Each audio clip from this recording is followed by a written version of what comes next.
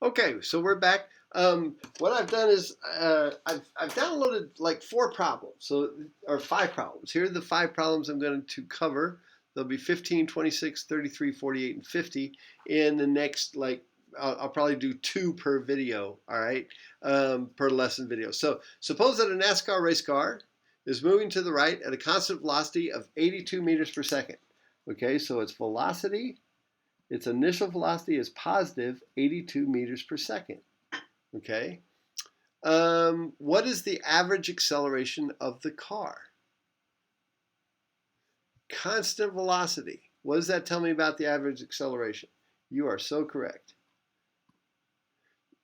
Acceleration is 0. Now, 12 seconds later, however, the car is halfway around the track and traveling in the opposite direction with the same speed. Same speed, opposite direction.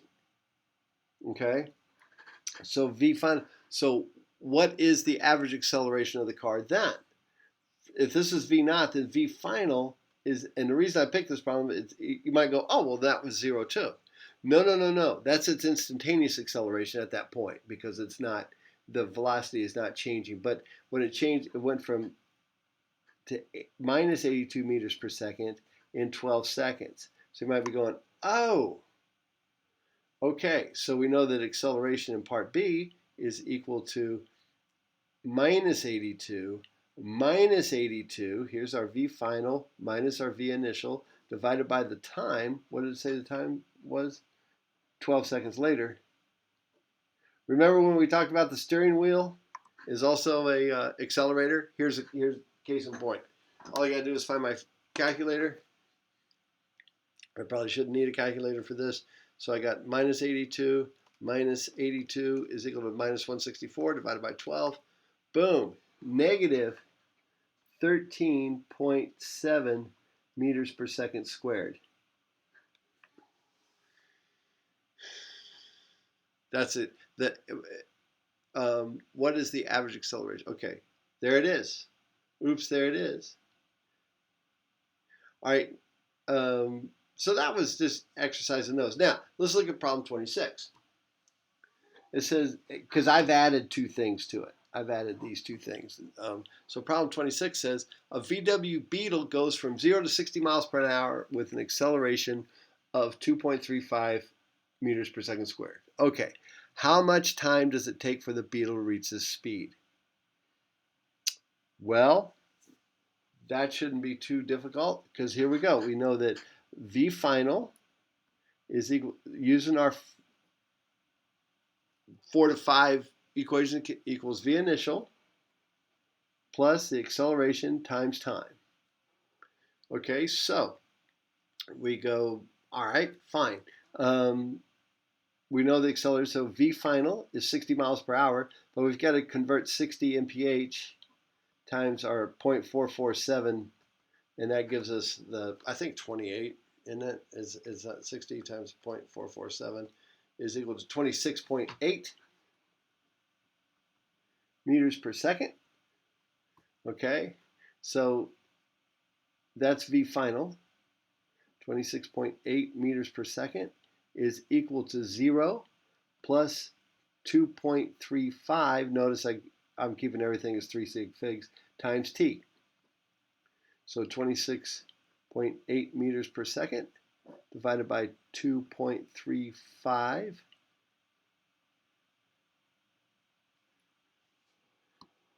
The time it took to get up there, 26.8. Oh, whoops. What is it? 26.8 divided by 2.35 is equal to 11.4, because this is meters per second squared is our acceleration. So the meters cancel. This s squared comes up here. So everything cancels but the s, and we're left with the units, 11.4 seconds. Units are very important. Now, how far did it go? Two equations tell us how far it went.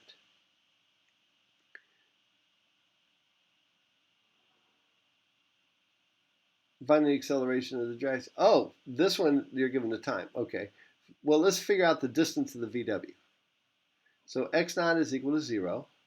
X final, I don't know. I got two ways to do this. See other sheet. See other sheet.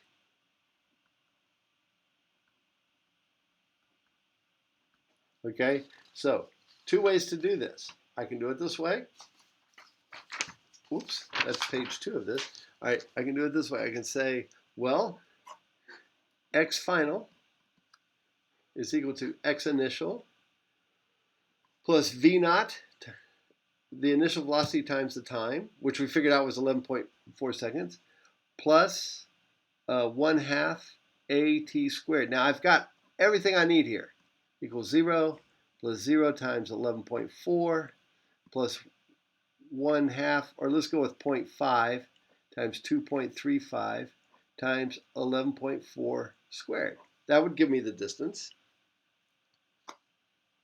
But what if you didn't know the time?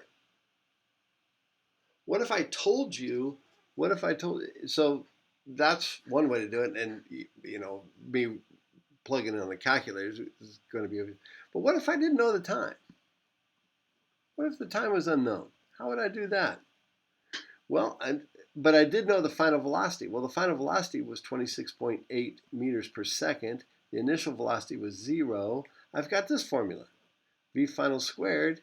Now, physicists, hardcore physicists don't like this formula because it's doing scalars. It's just telling speeds, really. Because once we square something, the direction kind of goes away. Because negative 82 meters per second squared is the same as positive 82 meters per second. But I don't care. Plus, now we knew the acceleration, 2a times x final, which I don't know, minus 0. Okay, so I wind up with 26.8 squared is equal to 2 times 2.35 times x final. I want to make sure that both of these numbers are the same so you believe me. All right, and then we'll look at the dragster real quick and stop. All right, so the first one, let's do the first calculation. I've got 0.5 times 2.3, because all these are 0 until I get to here. 0.5 times 2.35 times 11.4 squared is equal to 152.7 meters.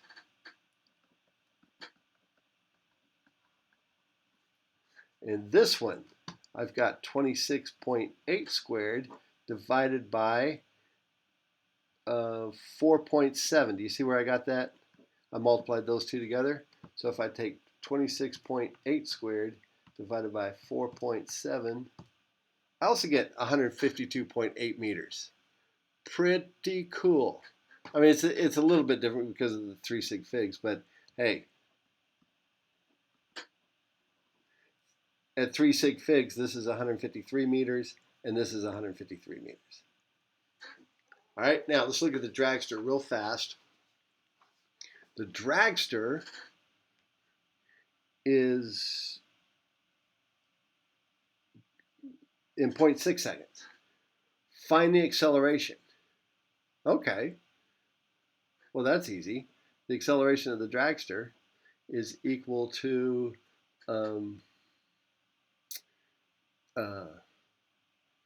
26.8 minus 0 over 0.6. Now I like these problems because they're using real world situations. 26.8 divided by 0.6. Whoa, 44.7, that's about right, 44.7 meters per second squared. Now, you don't know this yet, but, so this is problem 26 finished. All right, you don't know this yet, but if I divide this by 9.8, so just bear with me. The acceleration due to gravity, so 1g is 9.8 meters per second. So if I divide this by 9.8, yeah, it's 4.5 Gs. That's about what a dragster pulls, is 5 Gs. Okay, jet pilots, dragsters, they all kind of do that kind of thing. All right, out here on this one.